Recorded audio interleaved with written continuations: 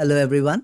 Market ने इस week बहुत अच्छा बाउंस हमें दिखाया। जैसा आप देख रहे हो चार्ट पे, मंडे से ही एकदम शानदार स्ट्रेट फॉरवर्ड चाल हमें फ्राइडे तक देखने को मिली। मगर एक बात जो आपको सबने बताई है कि ये बाउंस अच्छा आ रहा है, बहुत अच्छे से चल रहा है, मे बी बॉटम भी बन सकता है, मगर आपको वो बात किसी ने नहीं बताई जो इस चैनल ने आपको बताई थी। वो आपको इस 23,000 22,800 के लेवल्स को ब्रेक करने के पहले ही बता दिया था इस चैनल ने कि ये बाउंस एक्सपेक्टेड है और इसमें कितनी जान है और कितना समय तक ये चलना है। ये सारी बात ये चैनल आपको पहले ही बताता चला आ रहा है। तो ये बाउंस कितनी हो सकती है, क्या ये वही बाउंस है, और अगर बाउंस है तो इसमें कितना वो चाल बची हुई है, क्या ये बॉटम बन सकता है। ऐसे कई सवाल लोगों के मन में हैं और जो भी ये सवाल हैं उन सभी चीज़ों की चर्चाएं आज हम इस वीडियो में करेंगे। तो चलिए बिना देरी किए शुरू कर लेते हैं आज का ये वीडियो।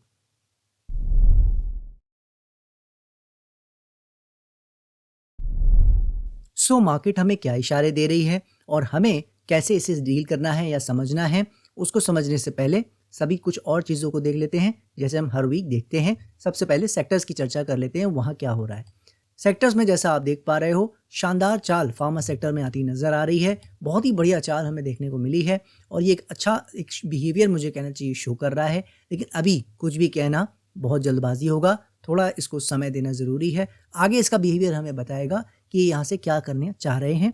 खासकर फार्मा बहुत बढ़िया चाल इसने दिखाई है। मेटल की बात करें तो मेटल जो आप देख रहे हो, हमने बात की थी कि जो सबसे ज़्यादा मजबूती जिसने दिखाई अभी तक वो मेटल ने ही दिखाई है। इसने जितना भी मार्केट में फॉल का फेज़ था उसको एक रेंज बाउंड में यहाँ पे बिताने की कोशिश की। हमारे लेवल को ब्रेक करके खड़ा था मगर उसके नीचे जा ही नहीं पाया, रेंज बना के खड़ा था। और अब आप देखो वही अच्छे से काम भी कर रहा है। तो इसमें तो लेवल आपको पता है सेम है, तो यहाँ पे कोई चेंज नहीं है। और करने को रहने को याद रखिएगा, अभी कुछ भी नहीं है, सिर्फ इसका तमाशा हमें अभी कुछ दिन कम से कम देखना है। ठीक है। एनर्जी सेक्टर की बात करें तो उसमें भी आपने देखा जैसे कि बहुत बड़ी फॉल इसमें आई थी, वैसे बहुत बढ़िया बाउंस इसमें आता नज़र आ रहा है।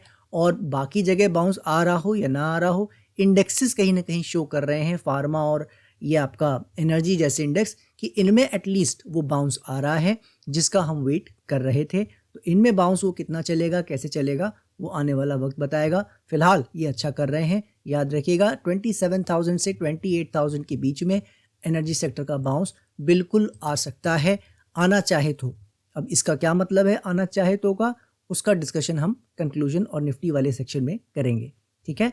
आईटी की बात करें तो आईटी में वो बाउंस आप देख रहे हो नहीं आ रहा है, और ये भी इस चैनल ने आपको समझाया था कि क्यों नहीं आ रहा है, क्योंकि ये लेट पार्टी ज्वाइन किया था और इसने मार्च में वो काम किया है जो लोगों ने जैन और फेब में किया था। ठीक है। तो इतना लेट पार्टी ज्वाइन करने का मतलब ही यही है कि ये उनके साथ पार्टी बाउंस में ज्वाइन नहीं कर सकता। आप या तो बियर की पार्टी ज्वाइन कर सकते हो या तो बुल की, दोनों नहीं कर सकते। ठीक है। तो इसीलिए अभी ये बियर की पार्टी में ज्वाइंड है और इसीलिए बहुत अच्छा बाउंस नहीं आ रहा है। हालांकि सूनर और लेटर इसमें भी आएगा, पर थोड़ा समय बाद आ सकता है। ठीक है। ऑटो की बात करें तो ऑटो जैसा आप देख रहे हो वो भी अच्छी फॉल के बाद एक बहुत ही अच्छा बाउंस, सिग्निफिकेंट बाउंस दिखा रहा है। लेकिन अभी ऐसे बाउंसेस को देखकर बहुत ज़्यादा, आप कहते हैं ना जिसको एक्साइटेड हो जाना, वो मेरे ख्याल से थोड़ा ज़्यादा हो जाएगा। तो अभी ज़्यादा किसी पे ध्यान नहीं देना है, सिर्फ तमाशा देखना है। यही चीज़ एफएमसीजी बता रहा है, मुझे कहना चाहिए खासकर एफएमसीजी बता रहा है। इसमें बाउंस भी बहुत अच्छे से अभी तक तो नहीं आया है, बिल्कुल आगे आ सकता है, आना चाहे जब सब जगह आ रहा है ऑब्वियसली यहाँ पे भी आ सकता है, लेकिन अभी वो लक्षण फिलहाल नहीं है। तो हमें बस जैसे अगर आता भी है बाउंस तो भी सिर्फ तमाशा ही देखना है, करना कुछ भी नहीं है, ये याद रखिएगा। चार्ट्स हम इसलिए देख रहे हैं ये सारे, मैं फिर याद दिला दूं आपको कि इनके बिहेवियर से डिसाइड होगा कि आगे इनमें बॉटम लगने के चांसेस हैं, क्या हम गलत हो रहे हैं यहाँ से या नहीं। ठीक है। क्योंकि हमारा मानना आपको पता है कि सेक्टर्स अभी और ख़राब करने चाहिए, इनको एक बाउंस लेना था वो ये ले रहे हैं अब। ठीक है। लेकिन अब ये बाउंस ले रहे हैं कि बॉटम बना लिए, तो इन सब सवालों का जवाब तो मार्केट ही देगी, हम नहीं दे सकते ना। हमारी प्रोबेबिलिटी अपनी जगह है, मार्केट का काम अपनी जगह है। तो अभी तक इसमें अगर कोई जल्दबाजी करता है तो मेरे ख्याल से वो गलत काम कर रहा है। अभी इन सबको तमाशा देखना है। जैसे पीएसयू बैंक भी दिखा रहा है, आप देख रहे हो बढ़िया फॉल आ चुकी है, बाउंसेस आ रहे हैं। तो अभी ऐसे तेजी को देखकर बहुत ज़्यादा खुश मेरे ख्याल से नहीं होना चाहिए। सेम एज वेल रियल्टी, बहुत अच्छा फॉल आपने देखा, कितना सारा 1120 का 780 आ गया था, अब वहाँ से 860 आ गया और हम खुश हो रहे हैं भाई बाउंस आ रहा, बहुत तेज़ी आ रही मार्केट में। तो फिर वही बात जैसा मैंने कहा, हमें ये अपने आप को रीजनेबल करना पड़ेगा। ये जो जो मेंटेलिटी ना, हर्ड मेंटेलिटी, जो हम through out the news channel देखते हैं, अगर आप इस चैनल को सुन रहे हैं, देख रहे हैं, तो आपको उससे अलग होना पड़ेगा। बॉटम और टॉप प्रेडिक्शन यहाँ जो अभिलाषा रखता है, इसके लिए ये चैनल नहीं है। जो सेंसिबल और हर चीज़ का सिस्टम जिसको बोलते हैं, जिसमें होना चाहिए, कैसे हमें मार्केट को देखना चाहिए, और जब एक्शन लेने का मौका आए तो उसमें कहाँ नहीं हिचकना चाहिए, इस चैनल का काम आपको वही सिखाना रहा है, आपको लॉसेस से बचाना रहा है, वही मैं सिखाने की कोशिश कर रहा हूँ। ठीक है, तो अभी जैसे पूरी दुनिया इस वक्त एकदम फियर ऑफ मिसिंग आउट में बिल्कुल परेशान है कि अरे मुझसे छूट गया और मार्केट निकल रही है, इस समय वही हाल है। कुछ एक के हाल ऐसे भी हैं जो देख रहे हैं कि अरे भाई जो भी है जान छुड़ाओ निकलो, हैं ऐसे भी हैं। लेकिन जो मेजॉरिटी है वो अभी भी उसी तरफ है कि भाई हम किसी तरह ये इसमें कैसे एंटर करें, ये तो सीधे सीधे भागे जा रहा है ना। तो इसीलिए अभी जल्दबाजी नहीं करनी है, थोड़ा बिहेवियर देखेंगे। सेक्टर जैसे बता रहा है हमें कि कहीं ना कहीं जो प्रॉब्लम है वो कम होती नज़र आ रही है, गिरने को लेकर एटलीस्ट। मगर क्या ये वो बॉटम बन जाएंगे और उनमें तेज़ी आ जाएगी सब जगह, ऐसा कोई सिम्टम कोई भी सेक्टर अभी तक हमें नहीं दिखा रहा है। आज तक का अगर मैं कहूँ किसी ने अगर मुझे इम्प्रेस किया है तो मुझे फार्मा इम्प्रेस कर रहा है और मुझे थोड़ा बहुत मेटल इम्प्रेस कर रहा है। इसके अलावा अभी तक जितने भी इंडेक्सेस हमने देखे हैं, ऑनेस्टली कोई भी इतना बेटर नहीं कर रहा है जितना हमें दिख रहा है। ठीक है, तो बस मैं इसी बात को कहकर अपनी बात को सेक्टर रिलेटेड इशू में समाप्त करता हूं और हम लोग चल के अब ग्लोबल मार्केट को देख लेते हैं। सो अब चलते हैं सीधे डाउ जोन्स के चार्ट पर और देख लेते हैं वहाँ क्या हो रहा है। अगर मैं इसे इंट्राडे चार्ट पर ही रखूँ 3 आवर्स पर, तो आप देख पा रहे हैं ऐसा कुछ खास हुआ नहीं है। जो एक फॉल लास्ट वीक आया था जिसके बारे में हमने बात की थी कि ये एक कंफर्मेशन देने की कोशिश भरपूर कर रहा है, लेकिन ऊपर ना आए तो, याद है ना मेरी बात आपको, मैंने लास्ट वीक ही कहा था कि बस जो प्राइस का कैरेक्टर है वो बहुत अच्छा है नीचे का, लेकिन ऊपर की ओर इसे नहीं आना चाहिए। इस वीक हमने क्या देखा, ऊपर आ गया। तो इसीलिए कोई चीज़ की जल्दबाजी करना, इसीलिए मैं कहता हूँ गलत होता है। अब ये वापस आके ये लो तोड़ जाए तब आप समझ लेना गड़बड़ हो चुकी है डाउ जोन्स में। और डाउ जोन्स से मेरा मतलब हो जाएगा, यूजुअली ये जो डाउ जोन्स का प्रॉब्लम है वो सिर्फ डाउ जोन्स का यूजुअली नहीं होता है, वो कहीं ना कहीं ग्लोबल मार्केट को भी कहीं ना कहीं अफेक्ट करता है, राइट। तो अभी जैसा आप देख पा रहे हो कि एक वीक नीचे आया, एक वीक ऊपर आ गया, तो ये एक अच्छा साइन है अभी तक। अगर ये वापस ऊपर आ जाता है, याद रखिए 43,000, 43,200, 300, तो ये बताएगा कि ये लो खाली एक कहते हैं ना पैनिक में लगने वाला फॉल था और डाउ जोन्स वापस से अपने ऊपर की जर्नी के लिए फिर कहीं ना कहीं थोड़ा समय बाद ही सही मगर कंटिन्यू हो सकता है। अभी थोड़ा डेंजर जोन में है, तो अभी हम इसको अभी भी आप कह सकते हो कहते हैं ना पॉज मोमेंट में, यानी कि सिर्फ वॉच मोमेंट में रखेंगे, इसको देखेंगे कि ये क्या कर रहा है। बात कर लेते हैं अब नैस्डैक की। नैस्डैक जैसा मैंने आपसे पहले कहा था, इसने भी वही लेवल तोड़ने की कोशिश की मगर उसके नीचे जाके रेंज बना लिया, जो हम अभी मेटल में बात कर रहे थे, राइट। तो मेटल में जो हुआ था वही यहाँ पे हो रहा है, थोड़ा छोटे लेवल को हो रहा है। मेटल में वोलेटिलिटी ज़्यादा थी, यहाँ उतनी नहीं है, करेक्ट। तो ये हमारे लेवल के नीचे रेंज बना रहा है, यानी इसमें भी हमें एक लो एरिया मिल गया है। इसके नीचे चलते ही ये जो एरिया है 19,100 का, इसके नीचे चलते ही ये कंफर्म कर देगा कि कहीं ना कहीं नैस्डैक में भी प्रॉब्लम बढ़ने जा रही है। यानी डाउ जोन्स और नैस्डैक दोनों ही लेवल्स के आसपास मिंगल कर रहे हैं और देखना है कि ये जो प्रॉब्लम है वो बढ़ने जा रही है या यहाँ पे फिनिश होने जा रही है, एटलीस्ट ग्लोबल मार्केट की। अब बात कर लेते हैं रसल की। रसल में जैसा आप देख रहे हो, मैंने बात की थी कि बहुत अच्छा फॉल आ सकता है, कोई दिक्कत नहीं है क्योंकि उसके लिए जगह है और अभी तक आपने देखा है वो एग्जैक्टली सपोर्ट से बाउंस लेता नज़र आ रहा है।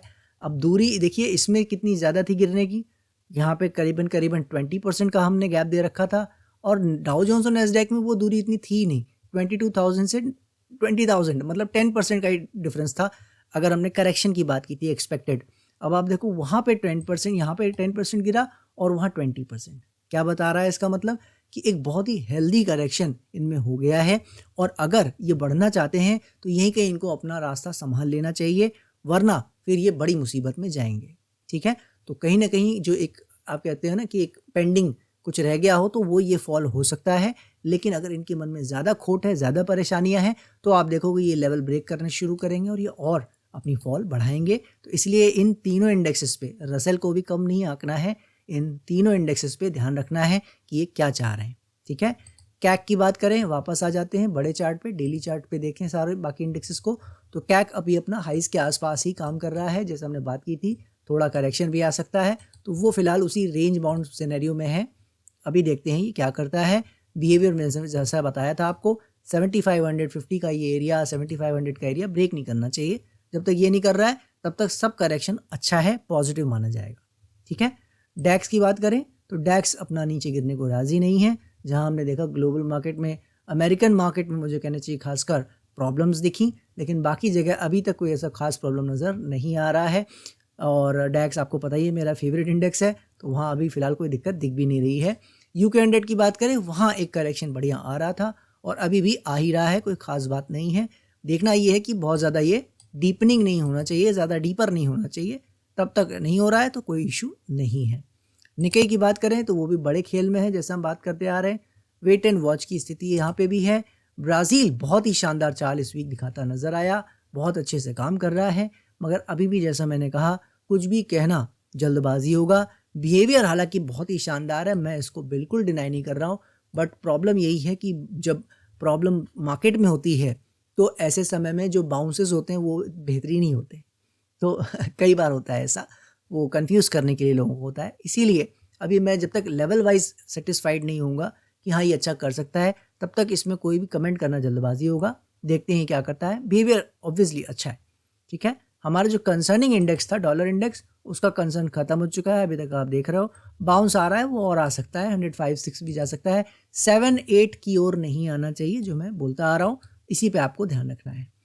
बॉन्ड यील्ड की बात करें, बॉन्ड यील्ड में भी कोई ऐसा खास बदलाव नहीं हुआ है, नीचे रेंज में ही काम कर रहा है, तो कोई इश्यू नहीं है। जैसा हमने बात की है कि नीचे रहें, चाहे ये चाहे डॉलर इंडेक्स, ऊपर ना जाएं, बाकी सब ठीक है। ठीक है, तो इन दोनों इंडेक्स में बस यही देखना है कि रेंज में रहे, नीचे जाएं, सब ओके है, सब एक्सेप्टेड है, बस ऊपर नहीं जाने चाहिए। इन दोनों इंडेक्सेस में ये ध्यान देना है। ठीक है, तो ये हो गया हमारा ओवरऑल ग्लोबल मार्केट, जिसमें हमें ये पता लगा कि प्रॉब्लम्स जो लोगों को दिख रही है वो ग्लोबल मार्केट में अभी उसको डिसाइसिव बोलना कि नहीं आ गई है, अभी मेरे हिसाब से गलत होगा। कहीं भी आपने देखा ऐसा कोई बड़ा इम्पैक्ट नहीं आया है। यूएस मार्केट में प्रॉब्लम्स दिखी हैं, लेकिन वो भी पहले से एक्सपेक्टेड है। हम यहाँ बात करते आ रहे हैं कि वो करेक्शंस आ सकती हैं।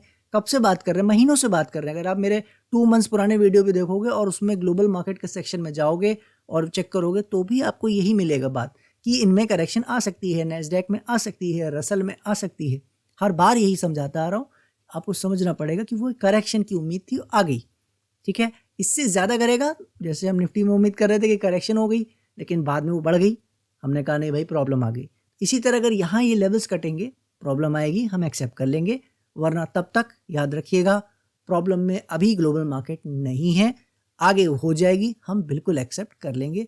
संभावना की उसमें कोई बात ही नहीं है। यहाँ पे ये लेवल वाइज प्ले हो रहा है, प्रोबेबिलिटी के मीटर को यहाँ लगाने का कोई फ़ायदा नहीं है, क्योंकि चाल बहुत अच्छी यूएस मार्केट ने दी है। बढ़ाना चाहे करेक्शन, कभी भी वो बड़े करेक्शन में बदल सकता है, वो कोई बड़ी बात नहीं है, लेकिन उसे हम डिसाइड ना करें, वरना ट्रेंड आप कभी भी राइड नहीं कर सकते। यही आपको समझाने की कोशिश करते आ रहे हैं।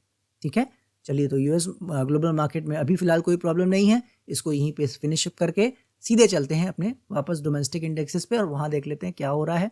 सबसे पहले यूएसडी आईएनआर देख लेते हैं और वहाँ समझ लेते हैं क्या हो रहा है। बहुत ही बढ़िया फॉल आपको इस वीक दिखता नज़र आया, जिसके बारे में हम बात कर रहे थे कि अगर हाई लगाना चाहे तो 88.25 वहाँ तक जा रहे, लेकिन उससे ऊपर हम नहीं देख रहे थे, 89 साइड नहीं देख रहे थे, और हमने देखा फाइनली एक बहुत अच्छा फॉल हमें बॉन्ड यील्ड में माफ़ कीजिएगा यूएसडी आईएनआर में आता नज़र आ रहा है। तो क्या मतलब है इसका कि जो तेज़ी की उम्मीद थी, जो टारगेट था, टॉप नॉच हुआ, 88 तक गया और अब वो फॉल आ रहा है। यानी अब जो करेंसी की वजह से अगर कोई प्रॉब्लम आनी थी वो अब फिलहाल टल गई है, जो भी था होना था हो चुका है। अब ये अगर कल को ऊपर हाइज काटेगा, ऊपर निकलेगा तो फिर तब की बात करेंगे। फिलहाल ये हमारा इसका जो रिलेशन था वो फिनिश हो चुका है। इसका कोई प्रॉब्लम अगर राइज हो सकता था वो अब फिनिश हो चुका है। लाइक क्रूड ऑयल, जैसे हम बात करते आ रहे हैं, तो क्रूड ऑयल की तरह ये भी अब न्यूट्रल जोन में चला गया है। इसके ऊपर नीचे अब करने से फिलहाल हमारी मार्केट पे कोई बहुत बड़ा फर्क पड़ने वाला नहीं है। ऑब्वियसली ये गिर रहा है तो लोग को रिलेट कर रहे होंगे कि इसी वजह से मार्केट बढ़ रही है, यहाँ पे बढ़ा था इसीलिए मार्केट गिरी थी। बिल्कुल करने वाले कर सकते हैं, मुझे कोई परेशानी नहीं है, लेकिन ऐसा वक्त आएगा जब मैं आपको दिखाऊंगा कि ये भी गिर रहा होगा और मार्केट भी गिर रही होगी, ऐसा भी वक्त आएगा। ठीक है, तो ऐसा भी वक्त देखने को मिलता है, दोनों साथ बढ़ेंगे ऐसा भी देखने को मिलेगा, इसलिए मैं ज़्यादा कोरिलेशंस में विश्वास नहीं करता हूँ। ठीक है, तो इसको डिबेट को आगे नहीं बढ़ाते हैं, अपने और इंडेक्सेस को देख लेते हैं। चलते चलते आ जाते हैं निफ्टी जूनियर के चार्ट पे। इसको हम लोग इंट्राडे चार्ट्स पर देखते हैं तो पाते हैं अच्छा बाउंस यहाँ पे भी आ रहा है, मगर उतना प्रॉमिसिंग अभी तक नहीं है जितना हमें चाहिए एक बात करने के लिए कि हाँ कि शायद ऊपर जा सकता है क्या। तो ऐसा कुछ भी नहीं है, बाउंस की कैटेगरी में ही आएगा और जहाँ पे भी ये फिनिश होगा उसके बाद हम फॉल की ही एक्सपेक्टेशन या नीचे गिरने की एक्सपेक्टेशन अभी तक रख के चल रहे हैं निफ्टी जूनियर में। ठीक है, स्मॉल कैप की बात करें तो वो भी उसी कैटेगरी में आ रहा है। आप देख पा रहे हो 19,700 के आसपास का हाई लगा के 14,300, बहुत बड़ा फॉल होता है 5,000 पॉइंट से ज़्यादा का। उसको करने के बाद ये एक अच्छा बाउंस अब आता नज़र आ रहा है। बिल्कुल ये जा सकता है 17,200, 17,800, यहाँ तक बड़े आराम से आ सकता है, याद रखिएगा। मगर तब भी ये बाउंस की ही कैटेगरी में रहेगा। मेजर लेवल आपके सामने लग रखा है 18,200 का एरिया। जब तक स्मॉल कैप ब्रेक नहीं करेगा, याद रखिएगा सारा जो भी चाल आ रहा है या आने वाला है वो सब बाउंस की कैटेगरी में आएगा। ठीक है, इससे कईयों का एतराज़ हो सकता है कि बहुत देर में पता लगेगा, तो हम बात भी तो यहाँ पे कोई कुछ एक परसेंटेज की नहीं कर रहे हैं ना, कि ऐसा नहीं कि 18,000 पे आपको पता लगा, 14,000 से आपको 4,000 पॉइंट की चाल निकल गई, तो यहाँ से चाल भी तो कोई 2,000 पॉइंट ऊपर नहीं आएगी ना, चाल भी बड़ी ही आएगी। ये चीज़ हमें समझना ज़रूरी है। हम कोई छोटे मोटे चाल की उम्मीद चार्ट्स पे नहीं कर रहे। ठीक है, तो अगर वो बॉटम बन जाता है यहाँ पे कहीं गलती से, मान लीजिए मैं नहीं मान रहा हूँ, लेकिन अगर यहाँ बन जाता है तो फिर वो वैसा हमें चाल दिखाएगा। तो कुल मिला के अभी ये बाउंस की कैटेगरी में ही माना जाएगा, ये याद रखिएगा। अभी इसमें ज़्यादा कुछ हमें उम्मीद नहीं करनी है। देखते हैं इसका बिहेवियर आगे कल को बदलेगा तो याद रखिएगा हम बिल्कुल बदलेंगे, हमें कोई परेशानी बदलने में नहीं है। मगर फिलहाल अभी ये उम्मीद बाउंस की दिख रही है, देखते हैं आगे क्या करता है।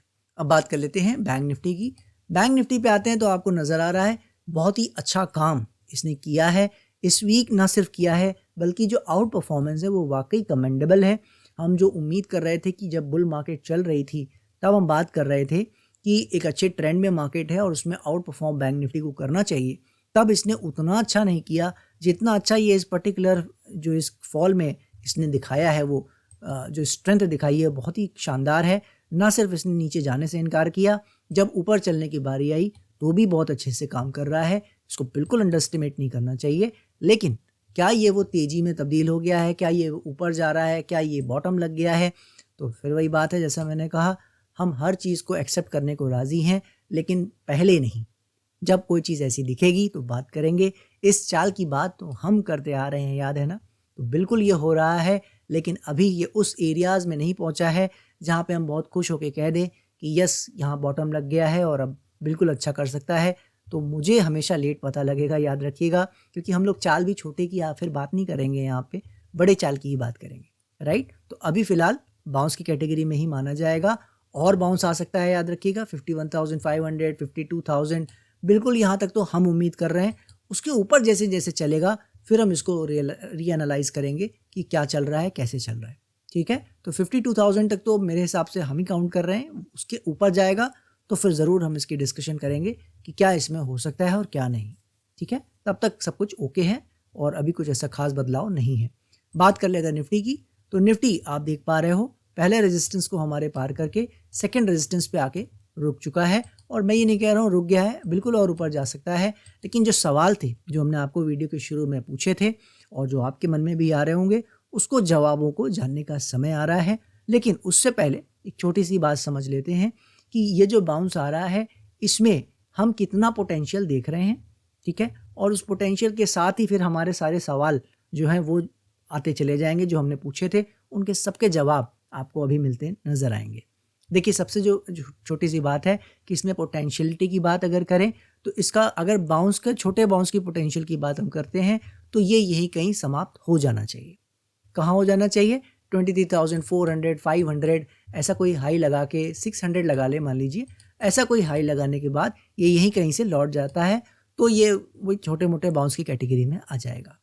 लेकिन जो क्या ये बड़ा बाउंस है जो हम बात करते आ रहे हैं, जब ये लेवल टूटा भी नहीं था तब से हम बात करते आ रहे हैं कि एक बढ़िया बाउंस आना है और उसमें उस बढ़िया बाउंस में हमें बहुत अच्छी चाल 1500 पॉइंट 2000 पॉइंट की चाल देखने को मिल सकती है निफ्टी में, और वो 1 to 2 मंथ्स चल सकता है। याद है ना, ये बात आपको किसी चैनल ने नहीं बताई थी, इस चैनल ने आपको बताया था यहाँ पे कि ऐसा बिल्कुल हमें देखने को मिल सकता है।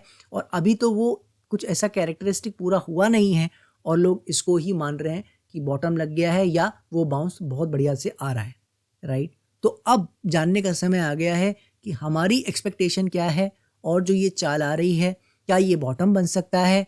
हर चीज़ को आज समझेंगे एक बार, ताकि आपके मन में अगर कोई डाउट हो तो उसको क्लियर कर लें। तो इसकी शुरुआत यहाँ से होती है कि अभी जो सबसे पहला पॉइंट है कि ये अभी छोटे बाउंस की कैटेगरी में ही आएगा। जैसे ये फॉल आ रहे थे, उसका एक छोटा बाउंस आ रहा है, ठीक है।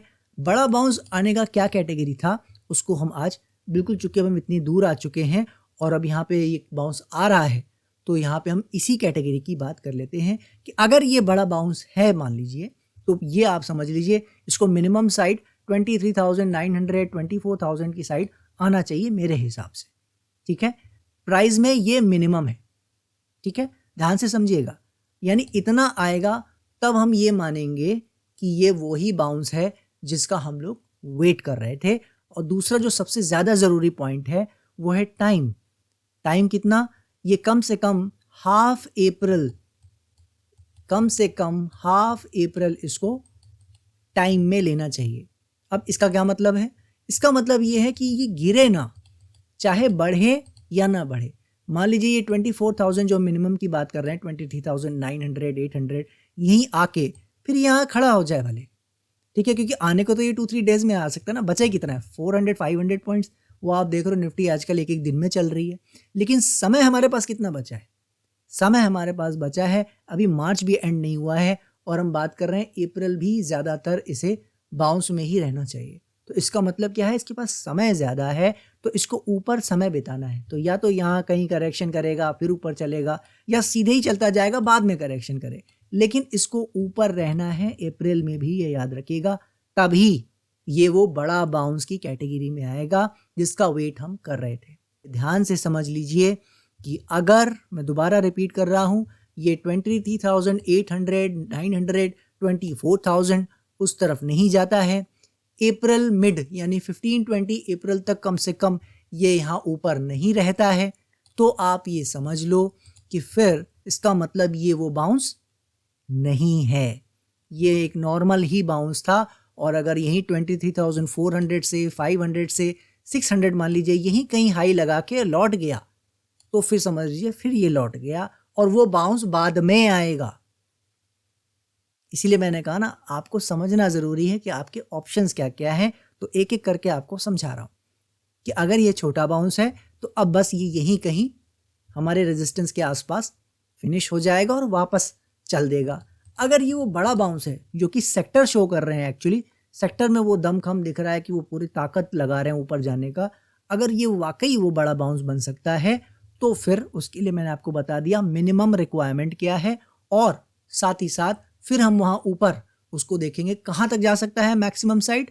मैक्सिमम साइड ये बिल्कुल याद रखिएगा 24,500 से 25,000 तक जा सकता है, बिल्कुल इसमें उतनी जान है। तो आप अगर ये समझ रहे हो कि ये बाउंस ज़्यादा आ गया है, तो नहीं, ये और बड़ा बाउंस बन सकता है। यही मैं आपको समझाता आ रहा था उस वक्त कि जब बाउंस भी आएगा तो साइज में बड़ा आ सकता है, ठीक है, लेकिन आ सकता है। मिनिमम रिक्वायरमेंट तो यहीं ख़त्म हो जाएगी 24,000 के आसपास। तो 25,000 की साइड जाएगा या नहीं वो मुझे नहीं पता है, ठीक है। तो आई होप आप समझ गए होंगे। अब किसी के मन में अगर ये सवाल आ रहा है कि 2000 पॉइंट आने के बाद और 2 मंथ्स की करीब चाल आने के बाद अगर हमें ये पता लग रहा है बाउंस है, तो हम उसका फ़ायदा कैसे उठाएं, तो यही आपको चैनल समझाता आ रहा है कि अप ट्रेंड जब मार्केट में चलती है तो उसमें जो भी फॉल आते हैं उसमें बेचा नहीं जाता है, शॉर्ट सेल नहीं किया जाता है, क्योंकि वो फॉल छोटा आएगा या बड़ा आएगा ये कोई नहीं बता सकता, ठीक है ना। इसी तरह अगर हम इसे फॉल मान रहे हैं और गिरता हुआ देख रहे हैं, डाउन ट्रेंड देख रहे हैं, तो डाउन ट्रेंड में बाउंस छोटा आएगा या बड़ा आएगा ये कोई तय नहीं कर सकता है। तो इसमें लेने की कोशिश हमें कभी नहीं करनी होती है। तो जो फ़ायदा उठाने वाले खिलाड़ी हैं उनका स्वागत, उनको नीचे से ही चाल मिल रही है, उनको वेलकम है, वो अपना प्रयास करते रहें। मगर इस चैनल का काम आपको पता है। दूसरा है, हमारा काम है आपको ये बताना कि जब बाउंस है तो इसमें काम नहीं करना होता है। जो ये तेजी देख के सोच रहे हैं इन्वेस्टर दोस्त कि क्या बॉटम लग गया है, अब उनके सवाल का जवाब देने का समय आ गया है। अगर मैं एक बार मान भी लूं कि ये बॉटम वो है और यहाँ से मार्केट चल दी है ऊपर, ठीक है, ऐसा कुछ अगर हो रहा है तो फिर वही बात है, हम गलत होंगे। और अगर हम गलत होंगे तो फिर हमारा कहीं ना कहीं तो स्टॉप लॉस होना चाहिए ना। प्रोबेबिलिटी क्या है? प्रोबेबिलिटी ये है कि ये कहीं ना कहीं बाउंस फिनिश करेगा, छोटे बाउंस में फिनिश यहीं कर जाएगा, या बड़ा बाउंस 24,000 से 25,000 के बीच कहीं जाके फिनिश करेगा, वो मुझे आज नहीं पता है। मेरा मानना क्या है कि चाहे यहीं से या ऊपर जाके इसको गिरना ही है वापस। समझ रहे हो आप? यही बताता आ रहा हूँ, ठीक है। आपको लेवल्स भी हम बात करते आ रहे हैं, इसको नीचे ही आना है। इसी हम उम्मीद से अपने पोर्टफोलियो को आधा खाली कर दिए हैं, इसी उम्मीद से हम उनको बैठे हैं, तमाशा देख रहे हैं, इसी उम्मीद से हम इस तेजी को प्ले नहीं कर रहे हैं, ठीक है। अब कोई किसी का अगर मन है कि नहीं भाई हम मिस ना कर जाए, हम ले लें, तो वो यहाँ पे लेके भी काम कर सकता है, नो इश्यूज। बट हमारा व्यू जो है वो ये नहीं कर रहा है, हमें उसकी नहीं दे रहा है परमिशन कि हम यहाँ कुछ बाय करके करें। हमारा काम है मौका मिले तो निकले, ना कि उसमें एंट्री करें, ठीक है। और हम गलत होंगे तो जैसा मैंने बताया कि मैं 500 पे अगर स्टॉक निकला हूँ और मुझे 26,000 पे भी जाके पता लगा कि नहीं यार मैं गलत हो गया हूँ और मार्केट ने तो तेज़ी ही पकड़ ली है और ये वापस अच्छा करने जा रहा है, तो मैं उस 500 के स्टॉक को 650 पे भी अगर वो हो गया होगा तो भी उसको लेने को राज़ी हूँ, क्योंकि मुझे पता है कि फिर मार्केट तेज होगी तो ये 650 का स्टॉक 1000 भी जाएगा, 2000 भी जा सकता है, कहीं भी जा सकता है, ठीक है। तो वो मेरा कन्विक्शन है, मैं उसको महंगा भी ले सकता हूँ। जो नहीं ले सकता है उसको बेचना नहीं है, ठीक है। ये मैं पहले भी बात करता आ रहा हूँ, वो अपना होल्ड करे। हर काम को करने का याद रखिए, एक फ़ायदा होता है, एक नुकसान होता है। बाकी भाई हम लोग पूरा पोर्टफोलियो तो नहीं निकले ना, तो हम लोग भी तो रखे ही है ना। जितना भी हमारे पास पोर्टफोलियो पार्ट बचा हुआ है जिसको हमने बेचा नहीं है कि नहीं ये तो बेचना ही नहीं है, तो वो तो हम सहेंगे ना। अगर मार्केट यहाँ से गिरेगी तो हम उसको झेलेंगे, बर्दाश्त करेंगे। तो वो सबको करना पड़ता है, जो बड़ी चाल खेलता है उसको ऐसा करना पड़ता है। लेकिन कुछ पार्ट में हमने ये तय किया कि हम थोड़ा रिस्क लेंगे कि भाई अगर यहाँ से गिर गया तो हमें काफ़ी सस्ते रेट पे काफ़ी अच्छे स्टॉक और बहुत ज़्यादा मिलेंगे। लेकिन अगर हम गलत हो गए तो हम थोड़ा महंगा उसको थोड़ा लॉस बुक कर लेंगे, कोई बात नहीं, 500 बेचा 650 पे ले लेंगे। तो ये गट्स अगर हैं तो मेरे हिसाब से ये तेज़ी जो आ रही है अभी, मेरे हिसाब से इसमें कोई पार्टिसिपेशन नहीं करना है, सिवाय अगर कोई मौका किसी स्टॉक में मिल रहा है तो निकलने के। तो मैंने आपको इसीलिए बता दिया है कि मुझ पे भरोसा करने की ज़रूरत नहीं है, किसी पे भी नहीं है। क्या चाल का क्या मतलब है हमें वो पता होना चाहिए।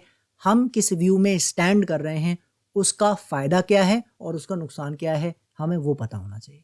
याद रखिए, अगर आप बुलिश हैं, कल को आप फंसते हैं, नीचे गिर जाती है मार्केट, तो आपका नुकसान क्या है वो आपको पता होना चाहिए।